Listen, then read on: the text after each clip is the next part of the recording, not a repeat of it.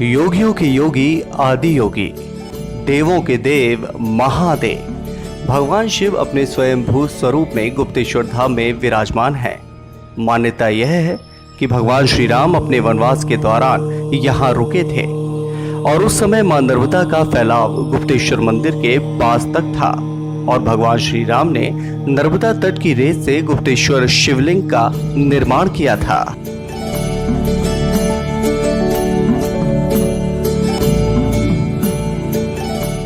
इदम माहेश्वरी गंगा माहेश्वर तन उद्भवा, माहेश्वर के तन से कंठ से उद्भव हुई नर्मदा। और भगवान राम के इष्ट हैं शिव और शिव के इष्ट हैं राम।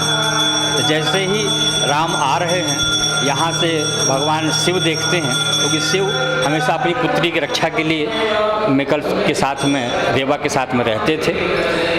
आज जब शिव ने देखा कि मेरे इष्ट आ रहे हैं, उन्होंने उनके आगमनी की योजना तो बनाई, लेकिन जैसे ही शिव को बोध हुआ कि ये तो मेरे लिए नहीं, एक महात्मा के लिए आ रहे हैं, तो भगवान शिव ने फिर भी अपरोक्ष रूप से देखा कि कोई पग, कोई रास्ता तो है नहीं, चारों तरफ कंकड़ पत्थर हैं, कैसे इनके मैं चरणों का आशीर्वाद लूं।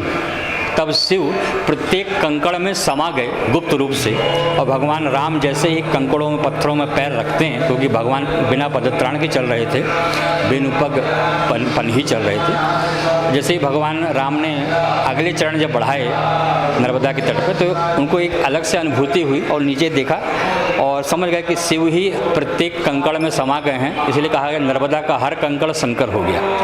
फिर भगवान आगे आते हैं, अचानक देखा कि महात्मा इस पहाड़ के ऊपर जवाली बैठे हुए हैं, इन्हीं के लिए तो मैं आया था। और फिर उनको डिस्टर्ब न करते हुए देखा कि गुफा बनी है और गुफा के अंदर से नर्मदा का जल बड़ा ही सुंदर कलकल छलछल निकल रहा है। भगवान और राम, ये लक्ष्मण और राम दोनों गुफा के अंदर जाते हैं। बड़ी एकांत और आनंद की अनुभूति होती है। तब याद आता है कि 14-15 माह हो चुके हैं हमें अयोध्या से निकले हुए, क्यों ना हम साधना कर लें, क्योंकि यात्रा भी गुप्त हुई है। और फिर भगवान राम अपने हाथ से वो शिवलिंग बनाते हैं, वहाँ की जो मोरुम है, वहाँ की जो रेत है, और 1 माह तक गुप्त रूप से यहाँ पर निवास करके भगवान अभिषेक करते हैं। अमीर हो या गरीब, आम हो या खास, सभी लोग दूर दूर से यहाँ अपनी मुरादें लेकर आते हैं और भगवान गुप्तेश्वर उन्हें अपने आशीर्वाद से अनुग्रहित करते हैं।